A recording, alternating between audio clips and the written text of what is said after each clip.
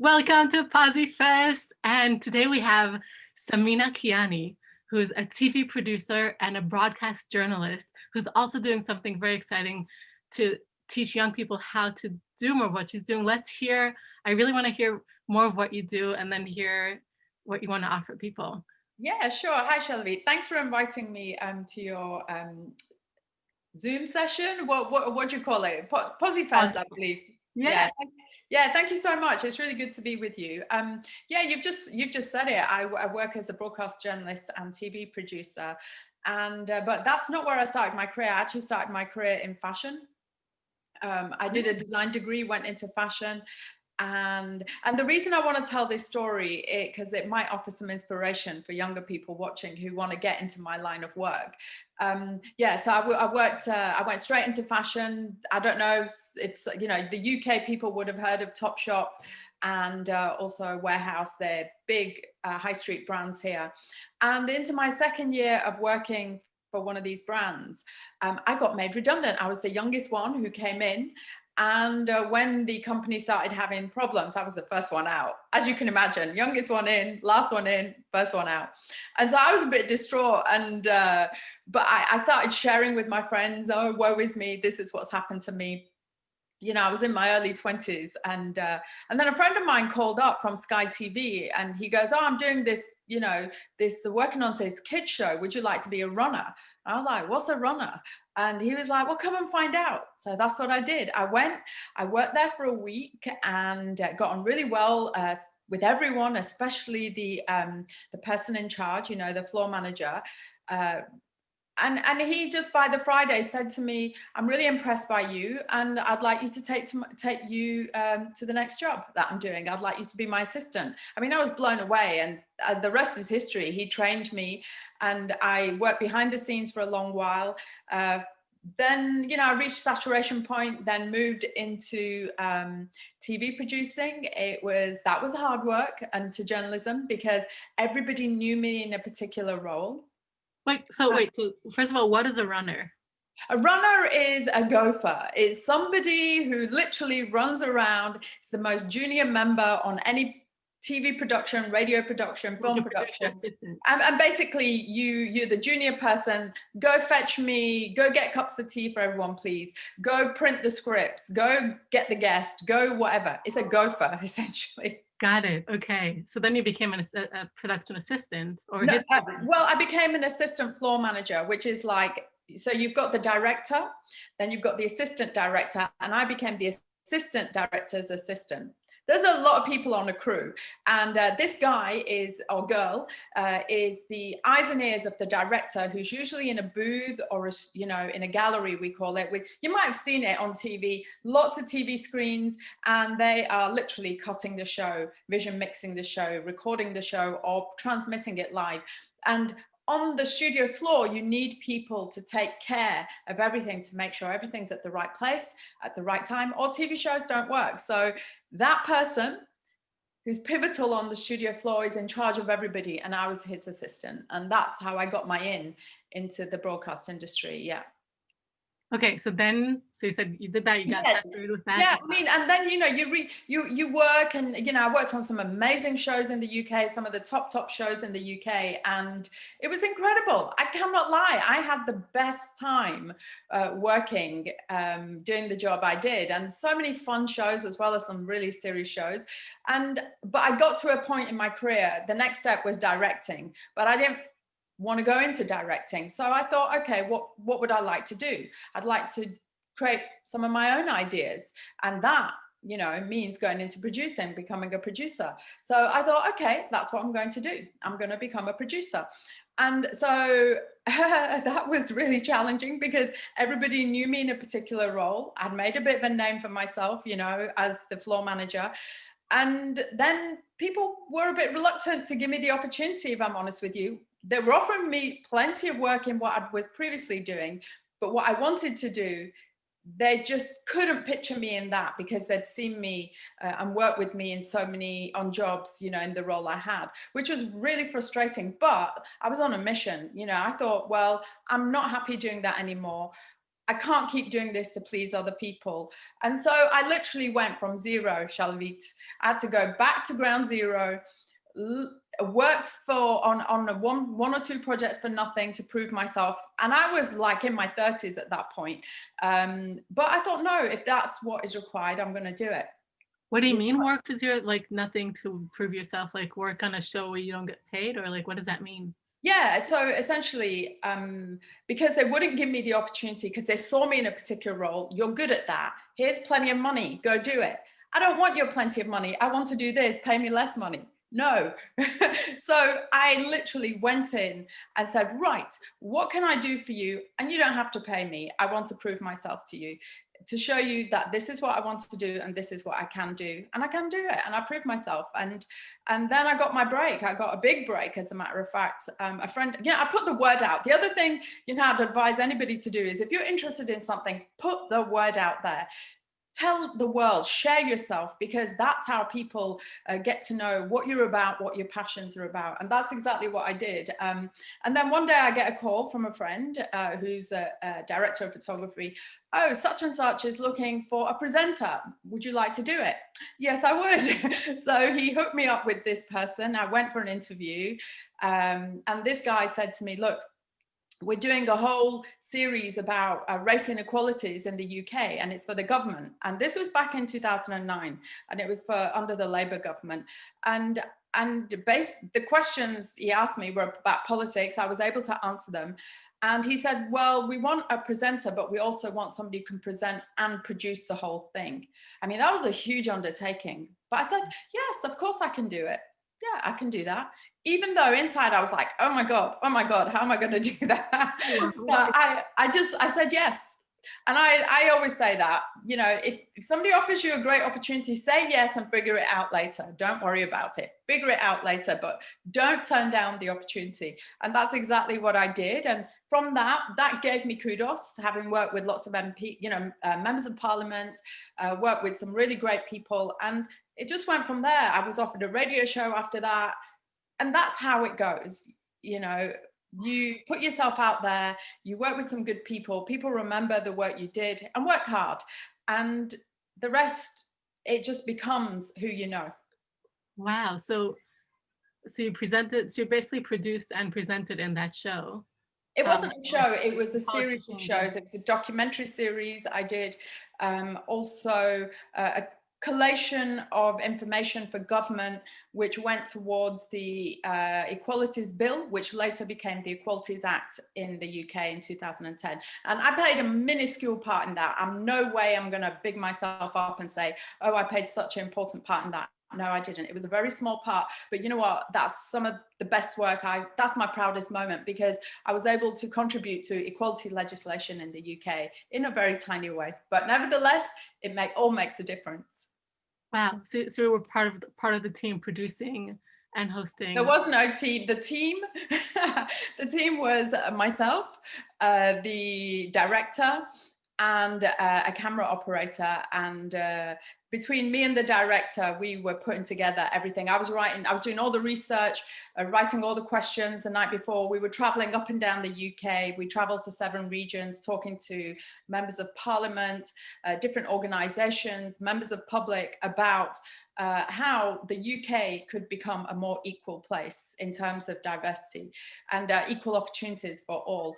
And yeah, so it was literally in the bus, on the phone, researching, writing questions, in the hotel room, doing my research, getting up early the next morning, off we go to do filming. And it was just nonstop, and it was exhausting, but it was also very exhilarating. And I learned a lot. I learned a lot on that job, I have to say. I learned a lot. How did you reach the members of parliament? How did you impact? I'm just really curious about how did you actually impact policy in that way? Well, the thing is, it's not that we impacted policy as a team. What we did, because the government asked us to collate this information for them, and it was part of a wider research on equality in the UK. And so we just played our little part in it. And we just we just called MPs. We're coming to Birmingham. Can we speak to such and such?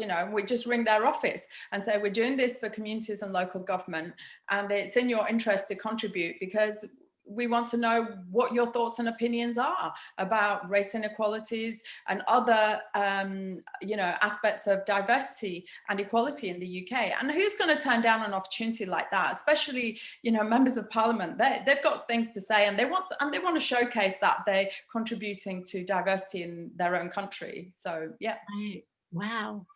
I'm just so curious, about, because you basically became a researcher. That's kind of like a mini PhD, like Like I told you, it was intense. It was really intense. And thankfully, I've always had an interest in politics. So I knew quite a bit about what was going on. So that really helped me on that project. But there were aspects of legislation and other aspects of politics I didn't know. So it was a steep learning curve. But as I said before, that's part of the beauty of finding yourself in a new opportunity. You are challenged and it can be really tough, but it can open doors for you. It can create new opportunities, as well as, giving you a lot of knowledge.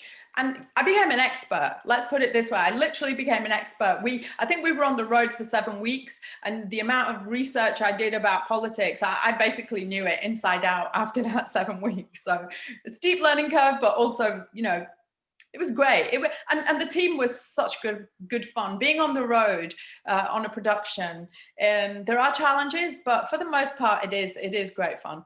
sounds like, yeah, it does. And so, okay, so what did you do after that? So after that, I I had material now, and I cut my show reel, and I was sending that out to everybody. I got called into a radio station and had a chat with the guy who was running it, and said, look, I've got some great ideas. I shared those with him, and I got my own radio show. It was every weekend. And I like discussion. I like current affairs. So I was able to just do a chat show with lots of guests, with music, interspersed with music, because I like my music. You got to have a little bit of fun. It can't all be serious. And and I got some really interesting people on, and we talked about everything that was topical at that time, because that's really important. If you're going to create any content, if you do it about what's happening now, then people are more likely to be interested in that. Wow. So, okay, so moving from I'm trying to like slowly kind of sow the way to what you're creating now for young people to kind of, so, so young people wanting to follow your journey, like could already get, the stitches from your story. But I want to learn. Yeah, just tell me more about what you've been doing, and then. Well, there's a long story to tell, and we could be here for a week talking, okay. So we don't want that. However, let me fast forward to last year, 2020, a difficult year for everybody. Suddenly we all found ourselves locked down, with the backdrop of a pandemic. And and a lot of people's work got impacted, mine included. However, there was 2 ways I could approach to this. I was sat here and I was thinking, okay, work's been reduced. Now I can sit here, and I felt a little bit upset, I'm not going to lie. And the whole confinement, part of the lockdown, it was suddenly a new experience, and it was all just a bit strange. It was all a bit bizarre. I gave myself 1 day to be upset. I thought, right, let me get it out of my system. And I think it's really important to allow yourself to feel what you're feeling, because one thing I've discovered is if I repress it, then the problem just gets bigger and bigger and bigger. So I allow myself to feel, right, I'm feeling awful today. I'm going to put on the saddest music. It's going to make me cry. I'm going to go for it. Allow myself to be vulnerable and just let it all out. And then the next day I thought, right, I've done all that now. I've got it out my system. Let me decide. I can be down and miserable, or I can get into action. And actually, I'd been wanting to write a book for the longest time, but because I had so much work, I never found the time. And I'd also wanted to do a project to help young people who want a career in media, but they don't know how, or, and it's really challenging. It's a very, very competitive industry for even those who've been working in it for, many, many years. So for those who are young and want to get a foot in the door, well, it can be very, very hard. So I thought, I want to help those young people, because when I was younger, I didn't have a clue. I went from doing sciences, then to doing the arts, and then get into fashion. Then I suddenly, TV found me, and here I was in the TV industry, and I totally took that opportunity on. But one thing, on reflection, I've understood, well, for myself, this is my opinion, is I think the younger you discover what it is you want in life in terms of your work or anything else, but let's talk about work. I think the quicker you can achieve success, and the quicker you can galvanize what it is you need to do and what knowledge you need to accrue, or what steps you need to take to get to that success. So this is why I'm writing a book at the moment. I'm hoping to get it published this year. It's about how to get into TV, radio, and film for young people. And alongside that, I'm doing a video series, Zoom series of the same name, in which I interview lots and lots of very, very talented industry professionals across TV, radio, and film. And many of them are my friends, colleagues, and connections of theirs. And they all share their stories about how they got into this business, and they talk about the pros and cons of their particular roles, and also give invaluable advice to the next generation of creatives as to how they can follow in their footsteps. And the great thing about their stories is there's no one set pathway into this business. And I think that's what's inspirational for young people to hear, in my opinion. I think the people, it's not launched yet, by the way, this series. When I launch it, I'll come back and speak to you, but once it's launched, and it's not far off, I think it'll be great for young people to tune into, because they'll be able to see that there's nothing to worry about. I think a lot of people think, oh, I haven't got a media degree, I haven't got this, I haven't got that. Don't worry about it.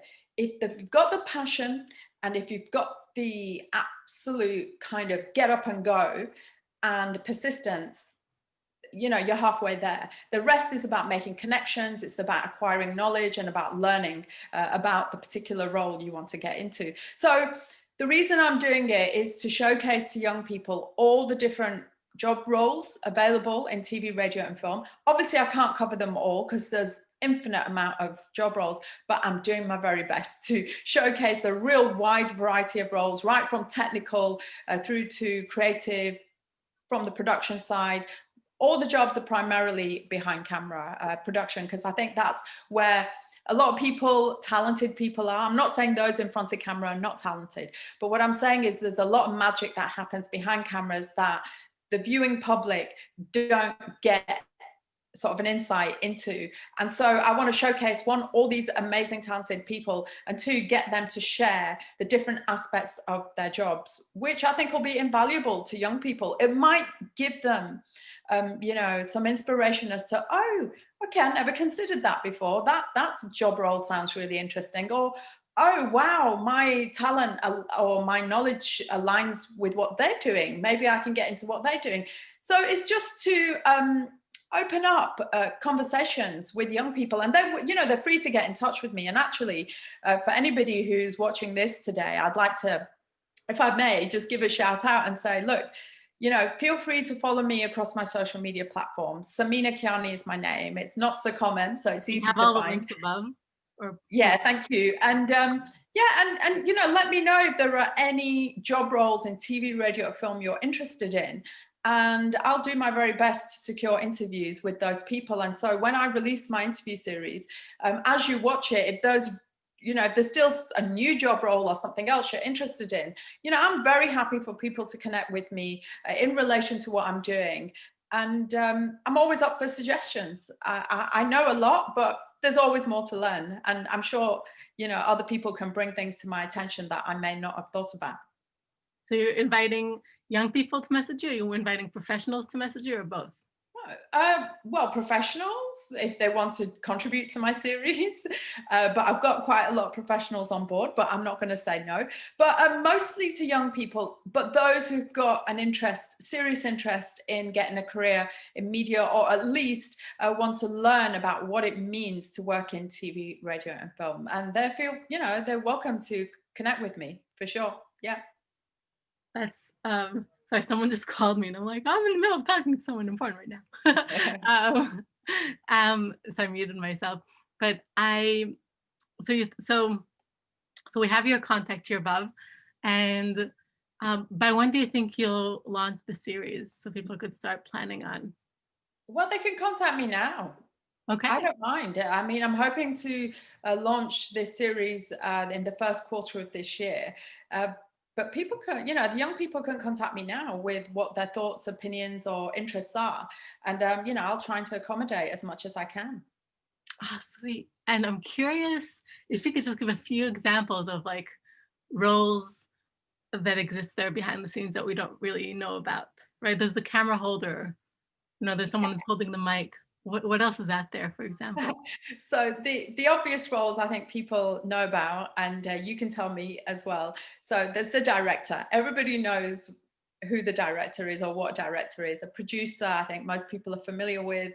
Also, camera operators. I think everybody's familiar with what a camera operator is.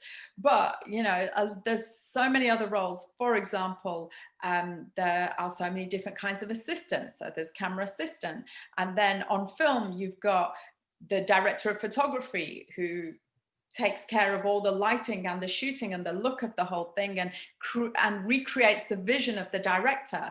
And then with the DOP, director of photography, or they're also called cinematographers, they have various people in their team. So they have a focus puller. Now, how many people have heard of a focus puller? Maybe some, but essentially they pull the focus. So on a shoot, so say for example, you may have seen in films, somebody's talking and there's somebody behind them. This person is in focus, then suddenly they'll go out of focus and the other person is in focus as they speak. That's the job of the focus puller. And then you've got the grip, you've got the gaffer, who's the main electrician. You've got the boom operator. They hold a microphone on a stick. It's used a lot on dramas and documentaries. I mean, honestly, there's so many roles, so many interesting roles, special effects, in TV, motion graphics, creating graphics. So there's going to be young people out there who may be doing design, who are not maybe doing design. It doesn't matter.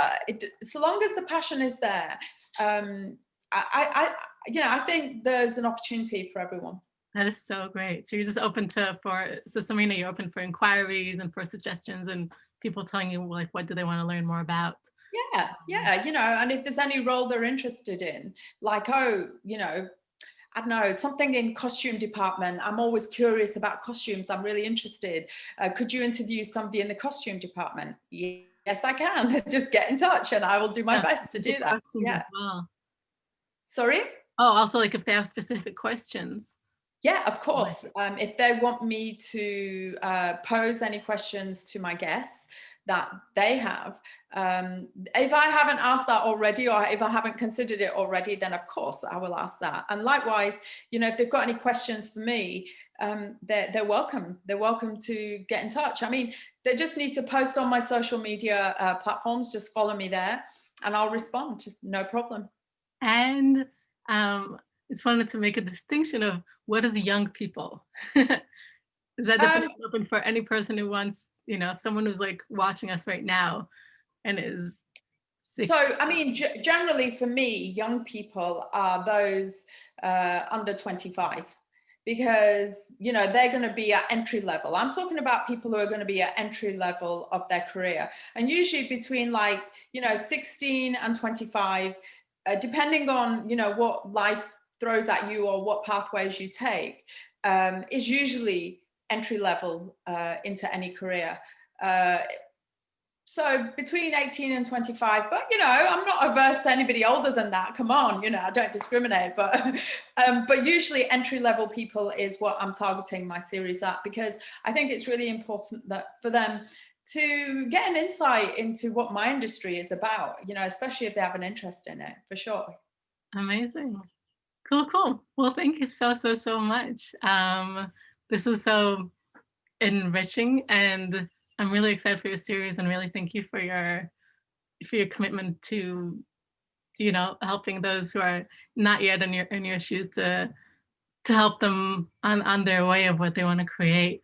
I want to ask you, Mhm. um, kind of looking back at your journey, and that's a question that we ask everybody who comes on PosiFest. Sure. What would be your advice for yourself looking back? But when I was younger, Yeah. Mm. to be a lot more confident and have more faith in myself and not worry. When I was younger, I was such a worrier, and I still can be a little bit at the time. I'm too much of a I used to be a real perfectionist. I just wanted to just get it right. But what I've discovered in life is you just got to give it your best. You don't have to get it exactly right because you learn along the way.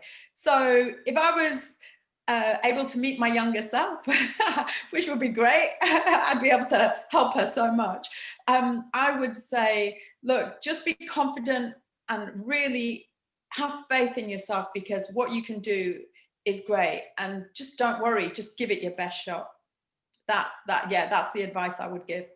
Oh, that's beautiful. And I hear a lot from your story also that you worked really hard.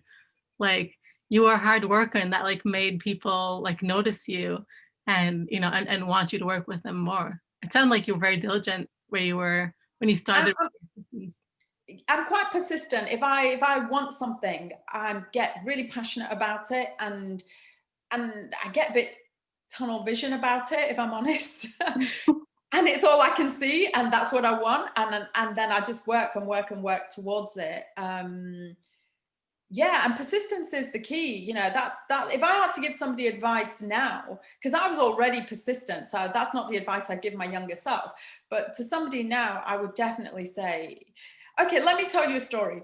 So I remember on one of my, I think it was second or third job, I came across this TV director. He was amazing.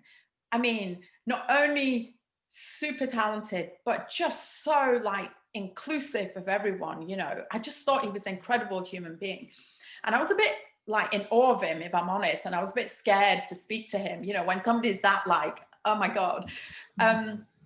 So one day he came up to me and he was just speaking to everybody. That's what he'd do. He'd just go around and speak to everybody. Even though he was so senior, he'd go to the most junior members of the crew or the team and have a chat with them and ask them about them, which always left everybody a bit stunned. Wow, you're amazing, and you're asking me about me.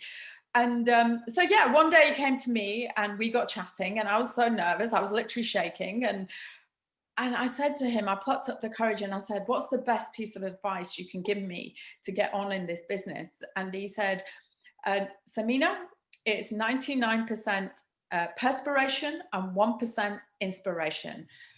And that left me a bit confused. I was like, oh, thank you. But I was thinking, what is he talking about? What was that about? But later I've discovered the 99% perspiration is the persistence and hard work. The 1% inspiration is talent.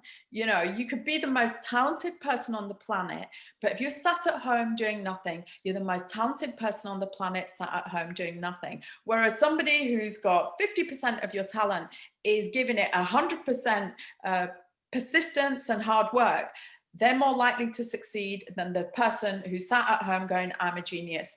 So it doesn't boil down to you being a genius or the most talented person in the room. It boils down to the person who's willing to step up more, who's willing to be hardworking and be the most persistent person in the room and learn along the way to get what they want. Yeah, I agree. I think so I'm teaching a course at the University of Edinburgh. Well, I taught this past semester, and as an instructor, when I see a student that's, maybe not even 50%, it doesn't matter how much percent, but they really work hard, like, like, the person that is working with you and sees you working hard, they want to help you more. Like, like when I see someone who's like working hard, I'll be like, oh, you know what? You've been working really hard on that, but like I'm giving in university terms, like I'm like the grading is actually a little bit more to that direction, and I see how much work you're putting into that, and I just want to guide them a little bit more. Or if I see someone not working hard, I'm like, well, it doesn't seem like they care, so I'm not going to get out of my way either. So yeah. Yeah, I mean, it's about ingratiating yourself to others. And I think really stepping up will get you noticed, and also, you know, getting on with people. My business is quite social in a sense, because you're just surrounded by people all the time and it's interactive all the time. And so of course you get clashes of personalities. You know, I've been on jobs where, you know, have I got on with everybody who I've worked with? No, of course not. You know, that would be impossible. But it's about remaining professional and trying to get on with everybody, no matter who you're presented with. And sometimes that can be a challenge. But, you know, you've just got to remember, who am I being in this moment? Not who are they being? Who am I being in this moment? And also, I'd like to just mention something else, if I may. I think some young people, you know, they might come from different kind of diverse backgrounds, maybe more challenged backgrounds socioeconomically and so on. And some may have not gone to university. You know, I'd like to really speak out to those young folk as well. And those from diverse communities like my good self. You know, I'm British, I'm Pakistani. And growing up, I didn't have that confidence. You know, I always felt like the other, like I didn't fit in, and was on the receiving end of discrimination at times in my life. And that was really challenging. And what I'd like to say is, you know, I'd really like to encourage those young people who may come from those kind of backgrounds like I did, and say, look, there's nothing to stop you.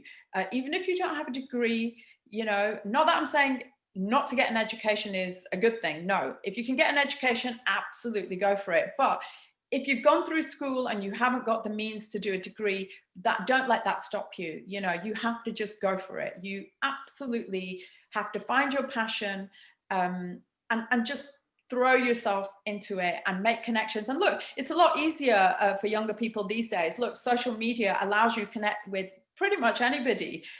Follow them, see what work they're sharing, and it allows young people to share their work as well, produce their own stuff, on their own content, and share. And you can get visibility like that too. And you don't have to have the best degree or a degree, although that's no way me not advocating for education, by the way. I just want to make that clear.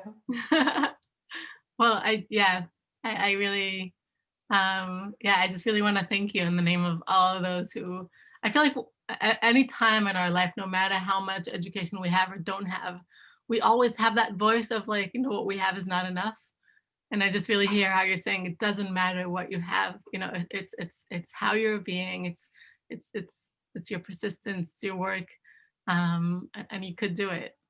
Yeah, And you're a resource for those people who really want to. Yeah, and also to let go of any kind of you know, negative mindset, such as I'm not good enough. I think that I'm not good enough is one that taints many people. You know, not many people would speak up and say that, but you know, I certainly experienced that when I was younger. I'm not good enough. Well, no, you're more than good enough. Everybody's more than good enough. It's just a story you're telling yourself, and you have to give that up and just come from a space of nothing and go, right, it's about creation. I can create everything in my life. And you know, that's where it all stems from. If you really want something, go create it. It sounds easy, but it's not. It is challenging. Nothing comes on a plate in life. Well, sometimes it does, but not often. But it's about what you can put out there and create for yourself. Yeah. And you know, I just encourage everybody just to go for it. Don't hold yourself back. Yeah. And I just have this notion for myself right now, Samina, of like, you know, like whether I'm good enough or not, it doesn't matter. Like, even if I'm not good enough, what matters is what I do. I could keep on walking around being like, I'm not good enough, but if I keep on doing, you know, obviously thinking that I'm not good enough would make me do less, right? Um, yeah, I think for me, like most of my life, I've been walking around with the scar of I am inferior to so many people. That's just a belief that I grew up with. Um, and, you know, and it's something that I need to let go of over and over and tell myself that's not truth, just a story in my head. Um, and even, you know, even with that story, you know, even if the story sometimes comes back in my head, the story doesn't, you know, what matters is what I'm doing. And really, like you said, like you could create anything. It's about what you choose to create. Um, And in some way, it's really not about you being, I know, it's just a thought that I had for myself. It's not about me being enough or not enough. It matters, am I doing or am I not doing? And only by doing is when I'm gonna just get better. And I, Do you I know what? get, yeah, I agree with you to a certain extent, but I'd just like to not disagree with you, but just add something to what you've said. I please. think I think there's no one who's not good enough. Really, it's just a story. That's a story we grew up with. There might have been certain things we've experienced in our lives growing up, and suddenly you attach significance to that and you carry it around with you. And I know this, and I'm saying this from personal experience. So it's not just me spouting up, I say this from experience. And when I actually look at like, what's the tangible evidence to tell me I'm not good enough? Or what's the tangible evidence, as you were saying, to like you feel inferior? Where's the tangible evidence for that? There is no evidence. And so you've got to say to yourself, right, I can't find any tangible evidence, real evidence for that. Circumstances dictate sometimes in life. Just because you may not have an education or a degree as compared with somebody else. Look, I'll take my own example. I've got a lot of friends who came from very wealthy backgrounds. They had the best education. I didn't. Went to, I'd say, less than mediocre school. And yet I'm still in the same job roles and in the same environment as the people who went to the top schools in the UK. What does that tell you? If I can do it, and it wasn't easy, there was ups and downs and stuff, but I've reached the same positions, the same arena as those who've come via a more wealthy or privileged route. Their journey may have been easier, and I've spoken to some of my friends. I'm not saying it's easy for everybody from a privileged background, not at all. Everybody suffers what they suffer in life or comes across challenges. But I just think everybody's good enough to do whatever they want. It's just when we start comparing and contrasting with others, suddenly our life seems less good enough, or we seem less good enough. It's just not true. It's just that's what they have, and this is what I have, and this is what I've got to work with, and that's what they've got to work with. And if you kind of separate things out like that, I think, and don't do the comparing, and just have the belief in yourself and keep going, I think that'll leave people in good stead. It certainly did with me. And that's something, an approach I still employ with myself. And don't get me wrong, those demons come to revisit from time to time. And so, I've just got to, I'm more sort of present to them. I catch them now, and I can go, oh, here I go again. That's an old belief. Let me let go of that. Let me let go of that. Let me just focus on what I'm doing. And it is, I totally agree about the being in action. I think the being in action gets you results in life for sure. Yeah. Thank you for adding that. No, my pleasure. Yeah. Yeah. And I guess, I was trying to listen with my strong self, and I was trying to listen also with my weak self. And when I was listening with my weak self and he said, there's no evidence that you're inferior, my weak self was like, well, it starts making up evidence, right? It's like, oh, this is evidence. And this, you start collecting evidence. And, obviously, these are just other stories that you decided that are evidence. Yeah, it's just interesting. I guess I'm trying to think of the person watching us right now. They could be really empowered, and they could also be at a disempowered state. And I'm like, what do we tell someone when they're like in a really disempowered state? So I just, yeah, repeating what you said, like, it is just a story. It is, once you recognize it is a story you're telling yourself. And I would just, urge people, if they are going through something like that or feeling disempowered, let go of that. And just imagine if you let go of all those stories, those negative stories you tell yourself about yourself, what would the world look like? Just consider that for a moment. Ah, That could be an interesting place to be in, couldn't it? And what would it look like if you told yourself positive stories about yourself or how great you are? What would that world look like? I think it looked pretty great. So there's different ways, there's different mindsets, there's different outlooks, and the different ways in which we speak to ourselves. So, it's about taking care of yourself, nurturing yourself, and being good to yourself. It's not always the case.